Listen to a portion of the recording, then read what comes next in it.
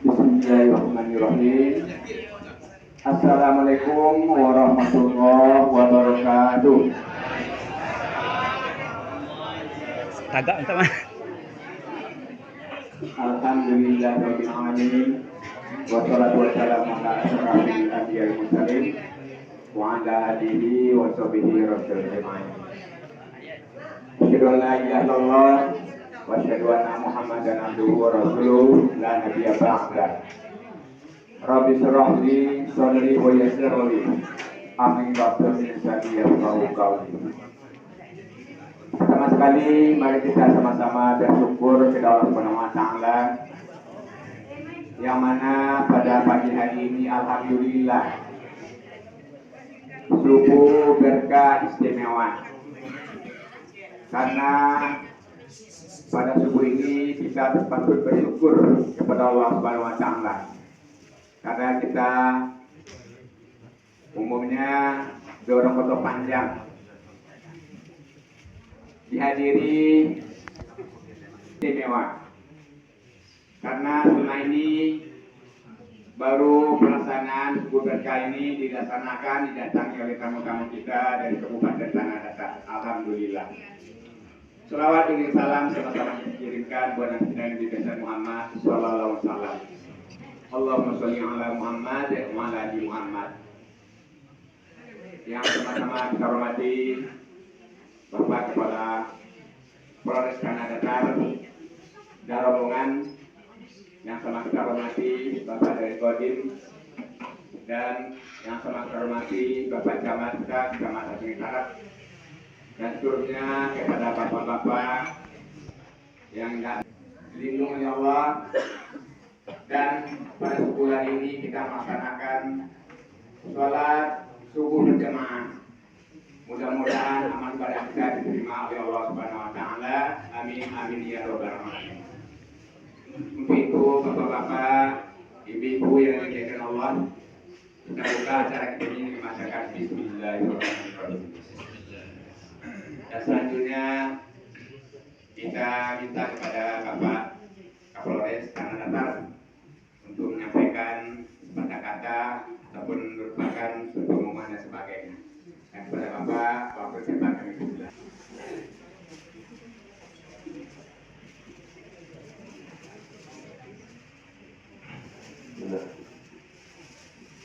Bismillahirrahmanirrahim. Assalamualaikum warahmatullahi wabarakatuh. Alhamdulillah. Nahmaduhu wa nasta'inuhu wa nastaghfiruh wa na'udzu billahi min shururi anfusina wa min sayyiati a'malina. May yahdihillahu fala mudilla lahu wa may yudlil fala hadiya lahu. Asyhadu an la ilaha illallah wa asyhadu anna Muhammadan abduhu wa rasuluh. Allahumma shalli ala sayyidina Muhammad wa ala ali sayyidina Muhammad. Qala Allah ta'ala fi kitabihi al-karim wa a'udzu billahi Bismillahirrahmanirrahim. Qul in kuntum tuhibbuna Allaha fattabi'uni yuhibbukum Allah wa yaghfir lakum dhunubakum wallahu ghafurur rahim. Qala Nabi sallallahu alaihi wasallam, "Yajidu imanakum ila ya Rasulullah, wa kaifa yajidu imanana?" Qala Rasulullah sallallahu alaihi wasallam, "Akhiru min qawli la ilaha illallah." Bapak Ibu Allah SWT yang kami hormati, yang saya Bapak Ketua DKM, ini mama Ketua Adat Asatid, para adat ulama, Pak Camat, Pak Kapolres, Pak Ketua Jorong, Pak Ketua Kan, tokoh masyarakat, Bapak Ibu yang dimuliakan Allah Subhanahu wa taala yang berkumpul. Perkara yang sesungguhnya menjadi ukuran di sisi Allah Subhanahu wa taala ini adalah perkara iman. Kalau manusia di dunia ini mengukur sesuatu itu seharusnya sesuai dengan apa yang Allah ukur. Kalau Allah Subhanahu wa taala mengukur seseorang, mengukur hamba ini dengan satu ukuran itu dengan perkara iman. Kalau baik iman seseorang maka baik di sisi Allah Subhanahu wa taala. Kalau buruk iman seseorang maka sebenarnya dia buruk di sisi Allah. Bagaimana Nabi SAW sabdakan, dalam satu badan manusia itu ada segumpal daging, itu dengan hati. Kalau baik hati itu, maka baik seluruh badan. Kalau buruk hati, maka buruk seluruh. Dan sebenarnya setiap orang beriman tahu nih. Setiap orang beriman ini tahu. Karena ini judulnya ngopi gitu ya, ngopi. Betul kan? Ngobrol perkara iman. Ngopi ini kan ngobrol perkara iman kan? Jadi kita ngobrol perkara iman. Tapi endingnya nanti akan menyelesaikan semua masalah. Ajaibnya ini kalau kita ngobrol perkara iman, itu endingnya itu akan menyelesaikan semua masalah. Coba kita lihat, bagaimana ketika hati yang ada imannya bermasalah, maka seluruh daripada kehidupan kita akan bermasalah. Mohon maaf, saya ceritakan satu peristiwa. Kalau sekiranya bapak dan ibu ini 1 tahun ke atas semua ya? Ya, satu umurnya berapa? Ya, tidak yang belakang itu.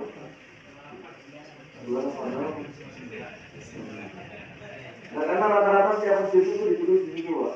Masjid hanya untuk 40 tahun ke atas ini. Kan sedikit sekali 1, 2, 3, 4 yang ke atas. 5 yang perempuan. Jadi Bapak yang melihat, ketika tidak beres yang disebut dengan iman yang ada dalam hati kita ini, maka akan menjadi masalah seluruhnya, maupun masalah hati, masalah kehidupan pribadi, dan bahkan masalah negara, dan juga bahkan masalah kehidupan kita di dunia. Contoh, bukan contoh, berikan gambaran. Nabi SAW pernah menggambarkan ini, mengumpulkan seluruh sahabat Nabi, Pak, dan mengatakan, kalau seandainya kamu pengantin baru, makanya saya tanya ada 1 tahun ke atas. Kalau seandainya kamu sekalian pengantin baru, kemudian kamu telah gendong untuk istri kamu yang baru, masuk ke dalam kamar, kemudian kamu keluar sebentar, mau ngambil kopi gitu. Keluar sebentar. Begitu kamu masuk membawa 1 gelas kopi, kamu telah mendapati di atas perut istri kamu sudah ada laki-laki lain. Kira-kira apa yang kamu kerjakan? Kira-kira apa yang akan kamu kerjakan? Apa, Pak? Mundur. Sahabat Nabi SAW ketika itu tarik pedang. Ya betul. Kalau memang itu yang terjadi, saya akan penggal lagi. Gitu. Maka sebenarnya apa kata Nabi? Begitulah Allah. Begitulah Allah. Ketika kau sudah menghilangkan Allah di dalam hati kamu, maka sebenarnya Allah marah kepada kamu. Marahnya Allah gampang, Pak.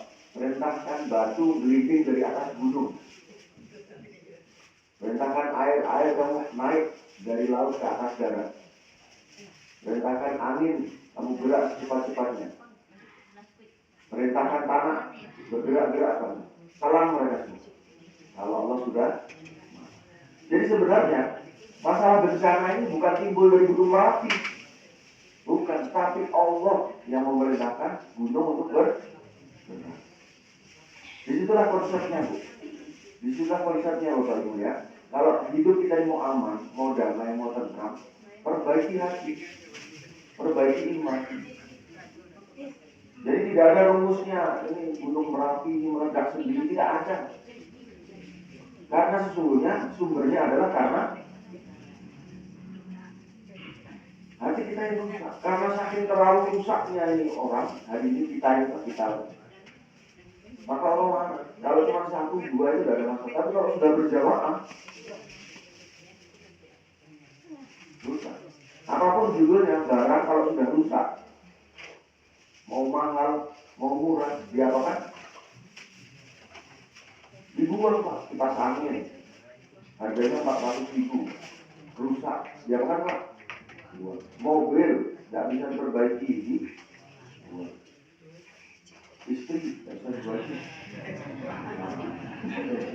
Suami diperbaiki, tidak bisa.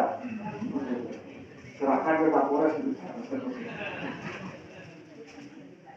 Jadi segala sesuatu kalau sudah rusak, maka dibuang. Nah, sekarang pertanyaannya, kalau masih bisa diperbaiki, bagaimana caranya kan gitu ya? Kan kita harapkan kalau bisa diperbaiki toh. Ya kan? Nah, sekarang kalau diri manusia hatinya mau diperbaiki, ditaruh di mana Bapak Ibu sekalian? Di mana kira-kira kalau untuk memperbaiki hati kita yang rusak tadi? Motor Yamaha, merek Mio. Kalau rusak diperbaiki di mana? Ya saya tahu Pak bengkel. Gak mungkin diperbaiki di bank. Bengkel Pak ya? Bengkelnya bengkel. Motornya merek Yamaha-nya yang Matic. Kan begitu. Kalau ditaruh di Yamaha tapi yang manual, nggak nyambung. Udah nggak sembuh bawa bolong. Kan gitu. Nggak nyambung belum gitu. Motor saja harus tepat sasaran Pak. Apalagi manusia. Manusia itu karoserinya jelas Allah Subhanahu wa Ta'ala. Karena hari ini sakit. Handphone Pak. Handphone normalnya kalau ditelepon sama Pak Bupati, ditelepon sama Ketua Jorong, kan berdering Pak ya. Berdering ada getarnya.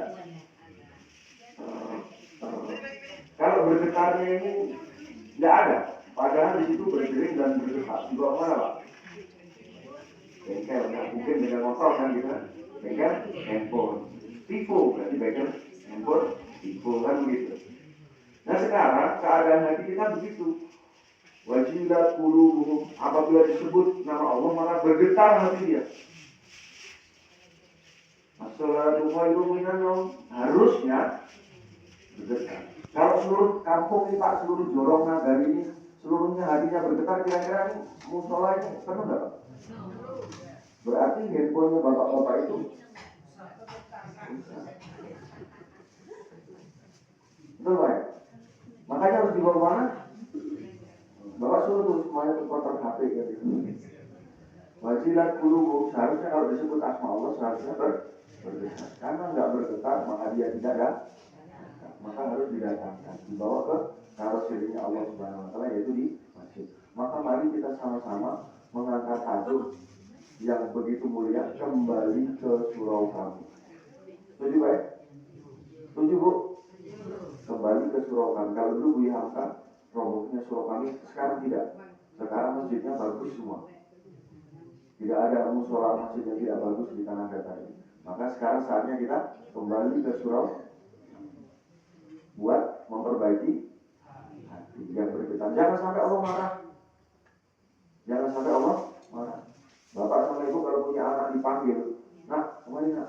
1 kali tidak datang, 2 kali tidak datang, 3 kali tidak datang. Kalau ibu sama bapak sahabatnya beda.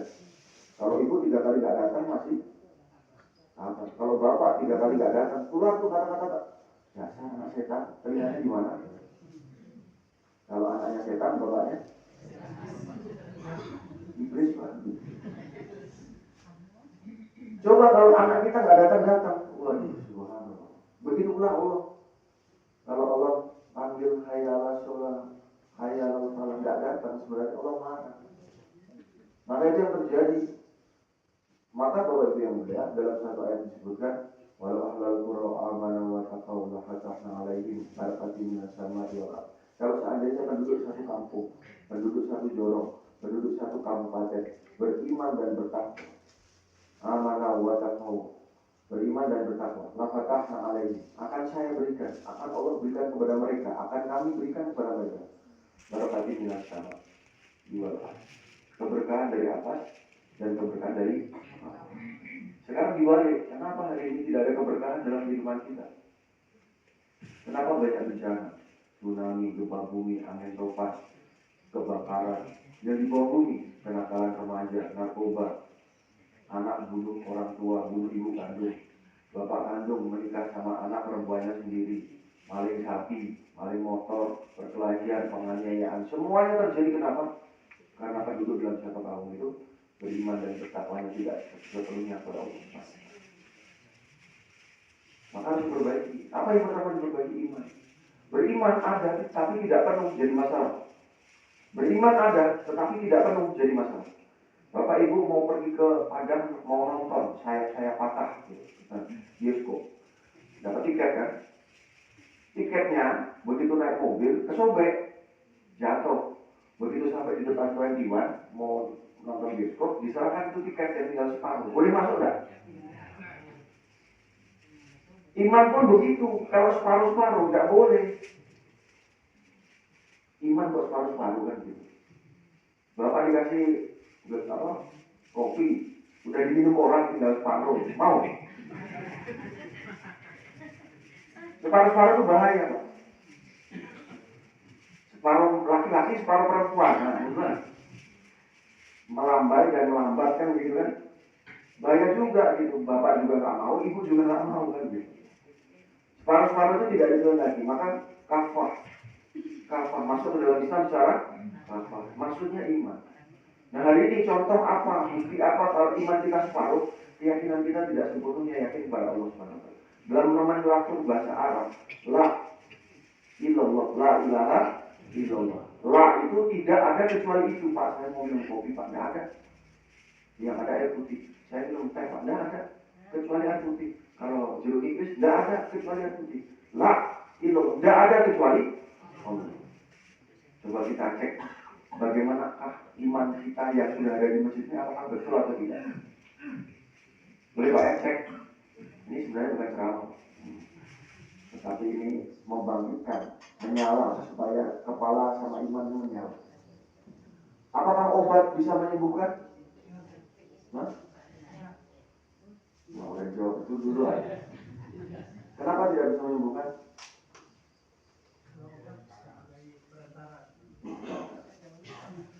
Kalau secara akademis Pak, itu jawaban anak SMA. Apakah api bisa membakar, Bu? Ibu nih. Bu, api bisa membakar? Bisa. Pak, yang sebelah sini, apakah dokter bisa menyembuhkan? Enggak kompak. Pak, yang sudah pernah kuliah angkat tangan semua. Sudah pernah kuliah. Kuliah subuh kita semuanya Pak. Bapak Ibu yang mulia, kalau teori hidup kita mengatakan, teori hidup kita ini apa sih Pak? Teori hidup kita ini adalah kalimat thayyibah.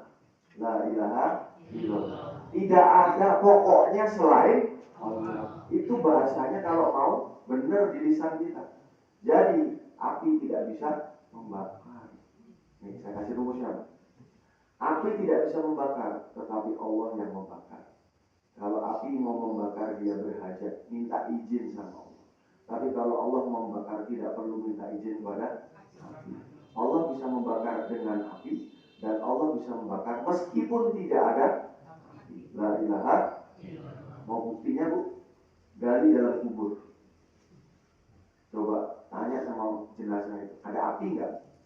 Ada. Kalau dia nggak sholat, ada kompor gas di situ? Ada korek api di situ? Jadi kalau ibu tadi jawab, api bisa membakar? Bisa. Itu mohon maaf, secara ilmu tauhid imannya diragukan. Karena Allah tidak ada yang bisa kecuali Allah. Apakah obat bisa menyembuhkan? Nah, udah mulai benar aja. Masuk, maaf. Obat tidak bisa menyembuhkan, tapi Allah yang menyembuhkan. Kalau obat mau menyembuhkan, dia minta izin berhajat kepada Allah. Kalau Allah menyembuhkan, tidak perlu berhajat kepada obat. Allah bisa sembuhkan dengan obat, dan Allah bisa sembuhkan meskipun tidak ada la ilaha. Buktinya, ada dua orang sakitnya sama. Satu dikasih obat, malah mati. Satunya nggak mau minum obat, malah sembuh. Itu buktinya. Apakah dokter bisa menyembuhkan?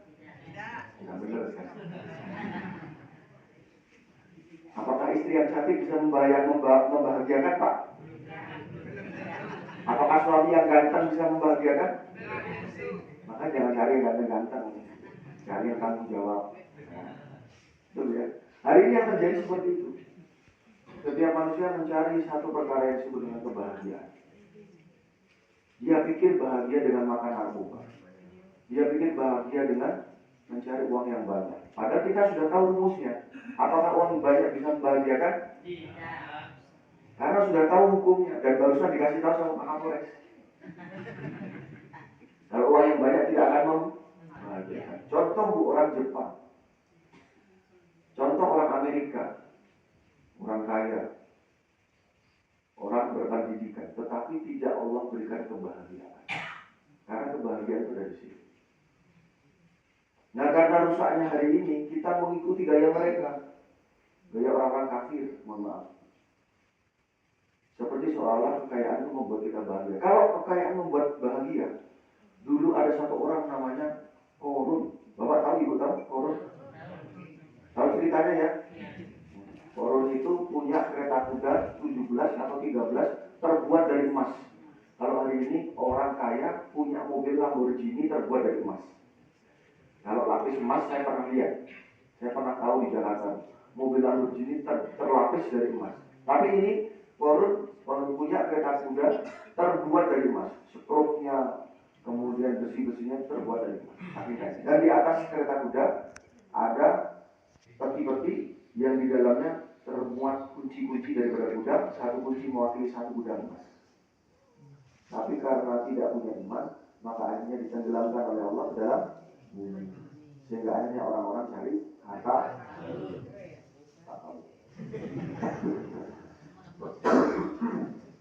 Gitu. Apa yang itu? Kopi.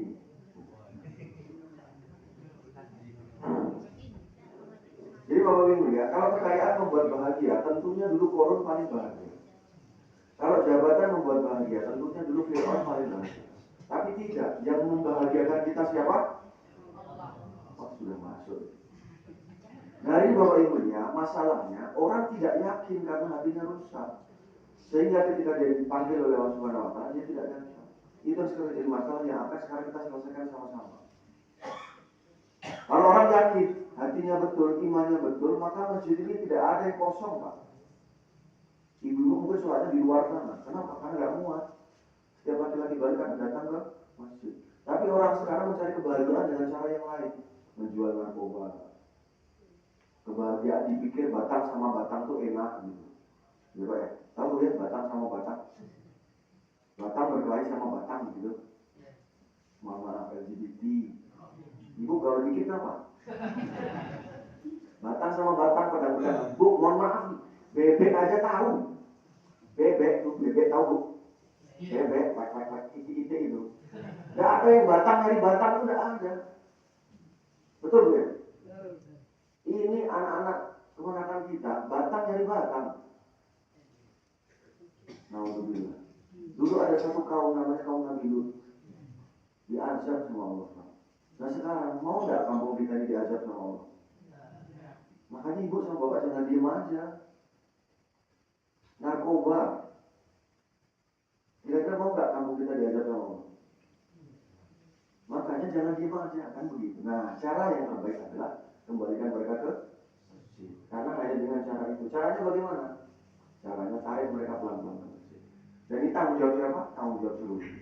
Tanggung jawab kita contohnya begini bu. Kita sedang kumpul, ada satu orang, dua orang duduk di sini. Pak, minta izin. Saya tidak mau merusak musola ini Pak. Saya tidak mau menjebol tembok, tidak mau memecahkan kaca. Saya mau minta izin, mau memotong tiang masjid. Potong. Boleh bu? Boleh? Kenapa? Boleh Pak? Karena pokok ini suruh, kan gitu. Loh, memang ini punyanya Bapak. Memang musola ini punya Bapak. Punya Ibu. Kita akan bilang, memang bukan punya saya, tetapi kami semua bertanggung jawab supaya ini terpelihara dengan baik. Jangan sampai tanggung jawab kita bersama. Betul Pak? Nabi SAW sabdakan, barang siapa dia sholat, dia menegakkan tiang agama. Barang siapa dia tidak sholat, dia merobohkan tiang agama. Jadi, saudara-saudara bapak dan ibu, saudara kita semua yang dijorong di negara ini yang tidak sholat, sedang berusaha merobohkan tiang, dan bapak ibu diam saja. Bukan tanggung jawab saya Pak, itu tanggung jawab Pak Wali Nagari ini. Itu tanggung jawabnya Pak Ustadz. Tidak bisa. Itu tanggung jawab kita bersama. Setuju Bu ya? Jadi gimana caranya Pak? Besok semua anak nagari ini yang masuk masjid ini semuanya azan berkemarin semuanya masuk ke masjid. Itu bentuk tanggung jawab. Jadi ditarik. Caranya bagaimana? Door to door. Nggak bisa, nggak harus ditarik satu persatu. Kalau dikirim WhatsApp nggak bisa. Mari kita ramaikan masjid, nggak bisa. Bukan rumusnya. Bukan rumusnya. Rumusnya adalah didatangi satu persatu. Orang melihat musola tetapi seperti tidak melihat. Sesungguhnya yang buta bukan mata tetapi orang mendengar azan tetapi seolah-olah tidak mendengar. Padahal ini kencang loh Pak. Kencang nih, dari sebelah sana tadi saya dengar Pak Imam tadi baca. Tetapi yang tuli bukan telinga tapi sesungguhnya. Bapak, Ibu, kalau ada orang buta sama tuli duduk di tengah rel kereta api atau di tengah jalan, apa yang Bapak Ibu kerjakan? Menarik Pak, menarik.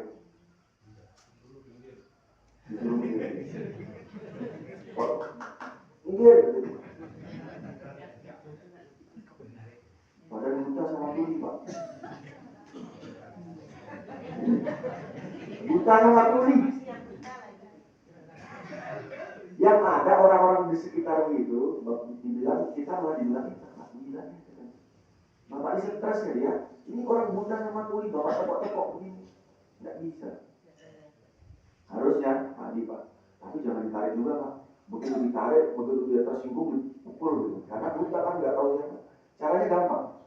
Caranya datang ke sana, dipegang tangannya, dielus-elus punggungnya, diangkat pelan-pelan, dipin. Bicara. Bagaimana caranya supaya tetangga sebelah kanan kiri depan belakang 40 ke sana, 40 ke sana, 40 ke sana, supaya dia datang ke masjid, datang ke sana, pegang tangannya, dielus-elus, angkat pelan. Syukur-syukur Bapak bawa gorengan. Ya, bawa apel. Pak, tumben ini Pak Jorong bawa gorengan, ada apa Pak? Ada misi terselubung. Apa? Mari kita makmurkan masjid. Sebentar lagi mau ada. Ayo. Setuju Pak? Sudah pernah dikerjakan belum? Dari tahun berapa Bapak di kampung ini? Masa belum pernah? Dan itu adalah kerja daripada Rasulullah SAW. Rumusnya adalah bagaimana setiap orang datang ke masjid. Bagaimana rumusnya yang pertama harus dikerjakan. Harus dikerjakan. Tidak bisa enggak. Karena kalau tidak kita kerjakan tidak akan datang yang disebut dengan hasil. Bapak yakin suatu perkara, tapi tidak dikerjakan, maka tidak akan datang hasil. Datang satu pemuda, Pak, saya kemarin ikut perjuangan kambing. Katanya dengan seperti ini, saya tidak akan punya anak, tapi saya punya anak, Pak. Saya punya anak. Katanya untuk membatasi ini, mohon maaf, ini hanya cerita Bu ya. Kalau saya mendukung keluarga berencana, tapi saya merencanakan 11, saya merencanakan anak saya 5. Kan boleh Bu ya?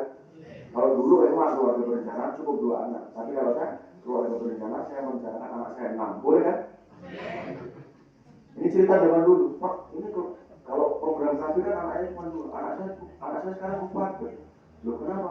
Kemarin penyuluhan katanya dikerjakan. Dikerjakan katanya suruh masang alat kontrasepsi katanya gitu. Dicontohkan itu sama susternya. Dipasang begini caranya. Saya pasang di situ.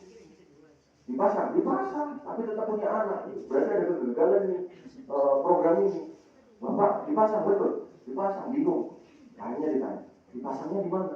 Ya kan contohnya kemarin di sini. Saya pasang di sini. Maksudnya sebagai gambaran. Kenapa? Harus dikerjakan. Harus dikerjakan. Jadi kalau Bapak Ibu tidak mengerjakan yang disebut dengan door to door, maka tidak akan ada hasil. Nabi SAW dulu zaman jahiliyah Bu. Zaman jahiliyah Pak. Jahiliyah itu bukan bodoh. Jahiliyah itu bukan bodoh. Tetapi tahu, tetapi sengaja. Ada tembok putih. Dia bawa inox. Dicoret-coret. Ini anak kalau ditanya. Dek, kamu tahu nggak kalau ini nggak boleh dicoret-coret? Dia bilang, tahu. Jahil itu tahu, tapi sengaja. Zaman dulu, zaman jahiliyah, dia tahu ada Tuhan yang satu di atas langit. Namanya Allah. Dia membuat 360 berhala di sekeliling Ka'bah. Begitu sudah tawaf di Ka'bah, mereka setelah itu tawaf di masing-masing berhala. Mereka tahu ada Tuhan yang satu di atas langit, tapi mereka tetap membuat Tuhan-Tuhan yang lain di sekitar Ka'bah. Itu jahiliyah. Zaman jahiliyah, keadaan yang carut marut, kemungkaran di mana-mana. Di situ ada satu orang yang disebut dengan nabi. Bukan buya, Pak. Bukan ustaz, bukan hanya hafiz, bukan hanya ulama, bukan hanya ajengan, tetapi nabi di situ. Tapi nabi belum mengerjakan yang disebut dengan door to door, maka umat tidak berubah. Betul? Ada nabi di sana, umur 0 sampai umur 40 tahun. Ada nabi. Bukannya saudara ajengan. Nabi loh. Bukannya saudara wali. Bukan saudara sunan. Bukan. Nabi. Tapi nabi belum door to door, maka umatnya tidak berubah. Begitu nabi mendapatkan ayat Al-Quran, ayat tentang dakwah, nabi mulai door to door. Ya ayuhan nas, qulu la ilaha illallah tuflihu. Baru umat berubah. Tetapi ada resikonya. Apa resikonya? Tadi nabi yang dijuluki Sidik, Amanah, Tablik, Fatonah, Al-Amin. Sebelum nabi bergerak. Begitu nabi bergerak, itu semua rontok. Diganti apa? Majnun, pendusta agama, pemecah umat, pengkhianat Lahta dan Uzza. Tetapi hasilnya Sayyidina Abu Bakar masuk Islam, Utsman bin Affan masuk Islam, Ali bin Abi Thalib masuk Islam. Kan begitu. Rontok gelarnya, tetapi umat berubah. Hari ini, kalau Bapak Ibu di sini banyak ajengan, satu kampung kiai semua, tapi tidak melakukan door to door, nanti yang kiai kalau berubah hatinya menjadi setan. Karena rumusnya harus bergerak. Air yang jernih, Bu, kolam yang jernih. Tapi kalau tidak mengalir, yang terjadi apa? Busuk. Kolam ikan, Bu, kalau tidak mengalir, dia akan menjadi busuk. Meskipun awalnya jernih. Caranya bagaimana supaya jernih? Maka kita alirkan air yang baru, air yang lama akan ke. Bagaimana supaya menjernihkan daripada keadaan kampung kita? Supaya tidak ada narkoba, supaya tidak ada LGBT, supaya tidak ada kenakalan remaja, maka gerakkan satu kampung itu sehingga kampung itu bersih. Maksudnya gerak kampung masakan terganggu. Kenakalan remaja, kenakalan bapak-bapak tua, kan begitu. Anak baru tua, kan begitu, Pak. ABT, anak baru tua. Iya, Pak, kemarin ada yang 61, mohon maaf, umurnya 61, mencabuli anak. Kan ABT. Kalau yang bawah ABG, kalau yang atas ABT. Anak baru tua. 61, Bu, kemarin, Bu, mencabuli anak SMP. Sampai ada yang membunuh, sampai ada yang mencuri. Itu kalau terjadi satu kampung itu kampung stroke, maka jangan jadikan kampung stroke. Jangan jadikan satu kampung itu seperti tadi kolam yang busuk, maka alirkan airnya. Apa alirkannya? Bapak dan Ibu bergerak, semuanya bergerak. Jangan cuma dikasih ke Wali Jorong, jangan cuma dikasih ke Bapak Wali Nagari, jangan dikasih kepada Ketua DKM. Semua ikut bertanggung jawab. Sebagaimana tadi saya gambarkan, kita tidak mau masjid ini. Sepakat Pak ya? Sepakat Pak? Sepakat Bu? Caranya gimana? Kalau Bapak sama Ibu mau ke masjid lurus, belok dikit. Belok dikit. Nah, belok dikit. Nah, Assalamualaikum. Azan ke masjid. Oh siapa? Assalamualaikum. Azan nanggung duluan. Assalamualaikum. Azan kayak malaikat aja ngajak-ngajak, nggak apa-apa. Yang pertama kerjakan, yang kedua istiqomah. Gambarannya begini, Pak. Bapak Ibu, saya tanya, satu tanah datar, laki-laki balik, yang tidak tahu air minum merek Aqua. Berapa persen, Pak? Berapa persen, Bu? Laki-laki balik, yang tidak tahu air minum merek Aqua. Kalau semua. Kalau secara hitungan berarti Yang tidak tahu, berarti kan 98% berarti yang tahu Pak. Yang tidak tahu ada minum merek aqua berarti mendekati 0%. Karena ada laki-laki gila. Udah mendekati 0%. Kenapa semua orang sudah tahu, tetapi masih ada iklan aqua? Bukan supaya lebih tahu Pak. Oh supaya lebih tahu ada iklan, bukan. Kata orang aqua, maaf nih. Kata orang aqua, Pak, mohon maaf Bu. Kenapa iklan aqua diteruskan? Bukannya sesuatu yang sudah tahu, tapi diberitahu berulang-ulang. Saya datang kepada Pak Jorong. Pak Jorong, kalau lapar makan ya. Zuhur saya datang lagi. Pak, kalau lapar makan ya. Asar saya datang lagi. Pak, kalau lapar makan ya. Maghrib datang lagi. Pak, kalau lapar makan ya. Isya datang lagi. Pak, kalau lapar makan ya. Hari kedua begitu lagi. Subuh datang lagi. Pak, kalau lapar makan. Bapak bilang apa lama-lama? Apa? Pak, sudah tahu saya. Bosan saya lihat muka Bapak. Karena Bapak memberitahukan sesuatu yang kami sudah. Coba Bapak Ibu pikir deh. Kenapa iklan aqua itu ada terus dan Bapak Ibu nggak protes? Kan Bapak itu sudah tahu mendekati 0% kan. Tapi kenapa Bapak Ibu tidak protes? Karena dia bilang orang aqua mengatakan, Pak, saya mau aqua itu bukan di sini, tetapi aqua itu ada di betul itu. Ada di sini. Saya mau aqua ada di. Ada mimpinya? Apakah sekarang berhasil? Berhasil. Coba kasih tahu anak kecil kita. Dek, beli air di sana di warung. Dia bilang, Bang, beli aqua. Padahal yang dibeli? Kaminya. Betul Bu ya? Karena dia bilang, saya mau aqua ada di sini. Kalau sudah di sini, saya tambah kaya, pabrik saya tambah besar, karyawan saya tambah banyak. Tapi Pak, kalau saya tidak iklankan, nanti aqua itu yang dari sini tercabut, sehingga orang tidak kenal dengan aqua. Pabrik saya tutup, karyawan saya pecat, saya tidak punya aqua. Betul Pak ya? Saya tanya sama Ibu sekarang. Bu, di mana sekarang Ibu bisa ketemu satu produk sabun batangan merek B29? Gimana Bu? Nah, dulu ada nggak? Nah, Bapak ada kan dulu? Sabun batangan B29. Sekarang kemana? Ya. Kenapa? Kenapa Bu kira-kira? Karena nggak ada iklan. Betul nggak? Oke, ketemu sekarang rumusnya. Sekarang kita geser, masukkan lagi dari laki-laki balik. Berapa persen jumlah laki-laki balik di tanah datar yang dia tidak tahu kalau nggak sholat itu dosa?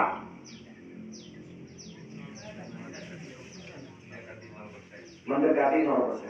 Apa ya? Ya, ada gila. Masalahnya semua laki-laki balik sudah tahu, tetapi kenapa tidak sholat? Kenapa Pak? Kenapa Bu? Semua orang sudah tahu kalau nggak sholat itu dosa, tapi kenapa nggak sholat? Hah? Karena iklannya terhenti. Karena nggak ada iklan yang dari sini tercabut, yang dari sini tercabut. Apa? Itu Pak, orang tiap hari sholat 5 kali Pak. Miskin aja itu Pak. Lebih baik saya nggak sholat itu Pak, kayak orang kafir. Orang kafir itu Pak nggak sholat. Dia bisa beli tambah jetnya satu, mobilnya tambah banyak. Akhirnya yang dipikir itu, akhirnya yang tercabut, akhirnya dia tidak. Itulah yang terjadi. Kenapa? Karena iklannya terhenti. Alias kata bapak dan ibu mengatakan yang penting saya sholat, istri saya sholat, anak saya sholat, orang nggak sholat bukan urusan saya. Itu yang sekarang terjadi. Kalau begini ya, berikan iklannya. Tadi Pak, kalau lurus ke masjid maka sekarang harus. Assalamualaikum. Siapa ya? Siapa? Bu siap? Mulai besok berarti. Kalau Bapak Ibu siap berarti subuh besok 2 kali lipatnya ini. Nggak ada anggota Polres, nggak ada Kapolres, besok 2 kali lipatnya ini. Siap Bu ya? Awas Bapak. Hah? Buat kupon. Kopi gratis. Yang pergi sholat tempat Buat kopi. minyak mani, Pak. Caranya begitu. Nah, yang ketiga, Bapak Ibu yang mulia, kalau Bapak Ibu sudah lakukan istiqomah, iklan itu istiqomah nggak, Bu? Istiqomah kan dia? Nggak berubah kan? Bapak Ibu nanti datangnya satu kali, ditolak datangnya lagi 2 kali, dibanting pintu datangnya lagi 3 kali, dilempar sama gelas datang lagi 4 kali. Begitu namanya istiqomah. Jangan nyerah. Yang ketiga, jangan memikirkan hasil. Jangan memikirkan, waduh, ini Pak Wali Nagari tadi Pak, nggak pernah ke masjid. Ada yang begitu Pak. Ngomong sama saya, Pak Kapolres. Nggak mau ini, nggak mau dia, nggak mau di mix gitu, nggak mau dikasrahkan. Masa nggak mau? Itu rumahnya di sebelah Pak. Ini corongnya di situ juga Pak. Saya tanya sama Pak, Bapak sudah pernah ngajak belum? Sudah Pak. Yang kedua, Bapak istiqomah enggak? Itu masalahnya Pak. Saya cuma sekali 2 kali. Istiqomah. Yang ketiga, jangan pernah berpikir tentang rumusnya 3. Siapa? Berarti besok 2 kali lipat. 2 kali lipat. Pokoknya 2 kali lipat. Bu, coba sekarang pikir, kalau seluruh musola, surau, masjid, tanah datar, seluruhnya laki-laki baliknya, kalau ibu kan sunnah ya, seluruh laki-laki baliknya, seluruhnya berjamaah di masjid, kira-kira apa yang terjadi satu kabupaten tanah datar? Lebih baik nakal tapi kelihatan di masjid daripada diam-diam tapi tidak pernah kelihatan di masjid. Kalau selesai nanti masalah. Ayat itu akan tercipta. Walau ala Qur'an wa taqalla fatahna alaihim barakatin minas.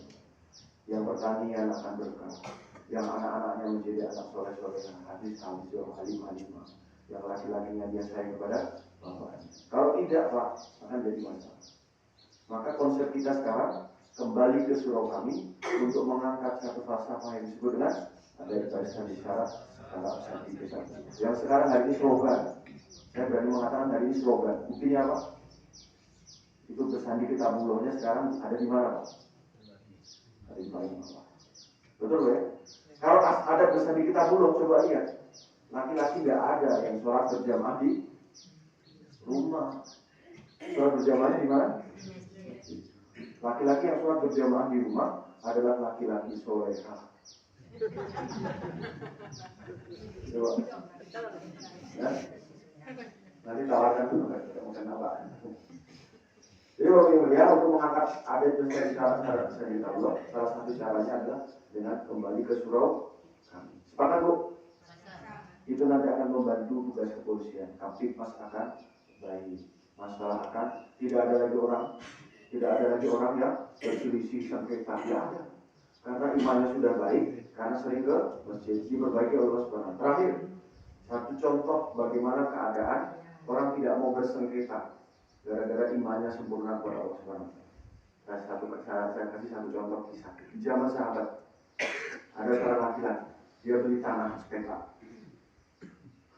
Beli tanah, Waalaikumsalam. Oh ini saya jual. Oke. Salaman akad ya.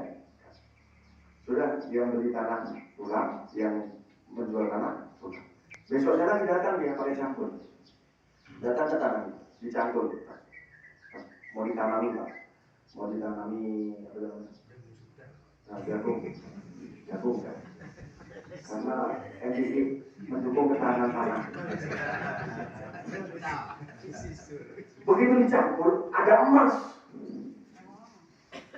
Kira-kira kalau zaman sekarang ada orang beli tanah, ada emasnya, kira-kira apa Bu? Dikasih batu bata, pagar. Kalau perlu dikasih tutup, gitu. Emas gitu kan. Sanggup Pak, nggak perlu begini-begini dikali itu nggak perlu. Dicampur ada emas kan. Kalau orang zaman sekarang mungkin begitu Pak. Ini sahabat Nabi, begitu ada emas itu di bawah bahaya ini. Saking panasnya gitu kan. Begitu ada emas, dia datang ke tempat yang orang yang menjual tadi. Wahai sahabatku, wahai fulan, itu tanah kamu ada emasnya. Saya kan tadi akadnya beli tanah, saya tidak beli emas. Nah, kira-kira Pak, kalau ada orang beli tanah sama kita, terus dia bilang gitu, kira-kira kita bilang apa Pak? Oh iya, bayar. Hah? Ini subhanallah, karena iman sudah sempurna dalam hati, dia yakin bahwa kehidupan dunia sementara akhirat selama-lamanya tidak ada yang perlu dibawa kecuali bekal iman amal soleh. Dia bilang gini, loh, tadi kan sudah kita akal, apa yang saya jual sudah punya milik kamu, jadi saya nggak peduli di dalamnya ada emas, di dalamnya ada perak, di dalamnya ada uang, apapun yang terjadi ini bukan milik saya lagi, ini milik kamu. Berkelahi dua orang itu Pak, nggak terima saya cuma beli tanah, saya tidak beli emas.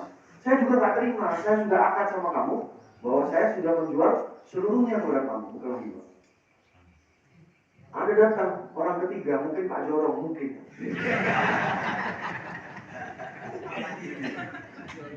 Datang itu Pak.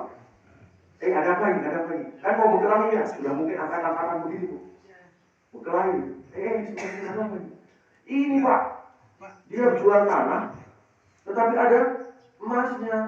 Saya nggak terima. Saya kan jualnya belinya bukan emas, tetapi tanah. Yang satu, saya juga nggak terima Pak. Kami sudah angkat, sudah selamat di sisi Allah. Itu sudah sah. Saya tidak mau terima pengembalian emas. Wah, gawat ini. Orang ketiga mengatakan gawat. Ya sudah. Kalau hari ini Pak, kita ini jadi orang ketiga apa? Lumayan. Amankan. Dipasang undang polsek, dikasih polisi lain. Lumayan. Ya. Barang bukti, barang bukti sengketa. Wah, nggak bisa diselesaikan kata orang ketiga. Nggak bisa diselesaikan. Boleh kita ngadep kepada yang berwajib. Zaman dulu ada poni namanya Pak, hakim. Kalau sekarang ya yang berwajib namanya polisi lah atau menghadap itu kepada orang ketiga tadi, mengajak dua orang yang bersengketa tadi untuk menghadap kodi, menghadap yang berwajib. Assalamualaikum yang mulia, Pak, ini ada masalah nih. Mereka berkelahi. Kenapa? Jadi ada jual beli, tapi di dalamnya ada emas. Yang satu nggak terima, yang satu juga nggak mau dikembalikan. Ini bagaimana? Nah, kalau sekarang Pak, polisinya kayak gitu.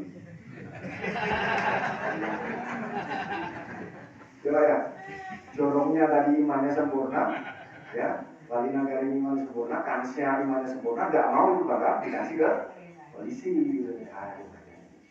Polisinya nggak pernah sholat subuh berjamaah. Banyak. Kata kodi tadi, kata orang berkuasa tadi, waduh, dia harus diselesaikan. Kalau enggak dibahas. Apa cara selesainya?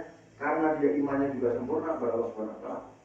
Karena dia juga yakin kehidupan dunia hanya sementara, hanya selama-lamanya. Karena juga rajin sholat subuh berjamaah, Pak. Sholatnya 5 kali setiap hari di masjid, imannya sempurna. Yang laknya tadi sempurna, tidak ada kebahagiaan melalui kekayaan, maka dia mengatakan, coba sini duduk. Kamu punya anak perempuan? Punya. Kamu punya anak laki-laki? Punya. Nikahkan dia, emasnya buat mereka berdua. Selesai? Kenapa Pak? Karena seluruhnya beriman dan bertakwa kepada Allah. Itu yang akan terjadi Bapak Ibu. Ketika setiap orang diawali dari kepedulian kita semua untuk masuk ke dalam masjid dan mereka menjadi insan-insan, orang-orang yang diperbaiki oleh Allah SWT. Bukan kita ya, tetapi Allah yang memperbaiki. Caranya kembalikan mereka ke masjid. Kursi yang rusak tidak bisa diperbaiki kursi yang baik. Tapi kursi yang rusak akan diperbaiki oleh tukang. Manusia yang rusak tidak akan. Bahkan kita tidak bisa memperbaiki anak kita. Kita tidak bisa memperbaiki suami istri kita. Tapi yang perbaiki adalah siang harinya kita mengenalkan mereka kepada Allah. Siang harinya mengenalkan Allah kepada mereka. Pak, Masya Allah, kita sudah dikasih rezeki sama Allah. Ada baiknya kita ini kalau dipanggil sama Allah, datang ke rumah Allah. Malam harinya tugas kita adalah mengenalkan mereka kepada Allah. Ya Allah, Pak Agus ya Allah, ya Allah, Pak Wali Nagari ya Allah. Rumahnya di samping sholat. Itu corong masjidnya di samping rumah dia juga. Tapi belum ke masjid. Ya Allah, berikan hidayah supaya dia masuk ke dalam masjid. Siang harinya begitu lagi, datangi lagi. Malam harinya sebut lagi. Allah senang itu, Bu. Allah senang itu, Pak. Nanti lama-lama dia akan kembali ke masjid. Meskipun menolak, terus saja. Yang penting kerjakan, istiqomah dan jangan berpikir tentang masjid. Mudah-mudahan bermanfaat Bapak Ibu sekalian. Apa yang sudah disampaikan ini sebenarnya datang dari Allah Subhanahu wa Ta'ala. Yang salah dari saya pribadi mau jelaskan, yang intinya ini bukan sekedar ceramah, Pak. Ini menggugah, memberikan risau, memberikan pikiran supaya kita ini sama-sama berpikir dan juga bertindak untuk siapa? Bukan untuk saya, tetapi untuk kita semua yang ada di sini dengan cara yang dikerjakan oleh Baginda Rasulullah Shallallahu Alaihi Wasallam. Mudah-mudahan kampung kita menjadi kampung yang baldatun berdasarkan asas ada ikhlaskan di syarat bisa kita. Subhanallah wa bihamdi, subhanallah wa bihamdika, asyhadu an la ilaha illa anta, astaghfiruka wa atubu ilaik. Assalamualaikum warahmatullahi wabarakatuh.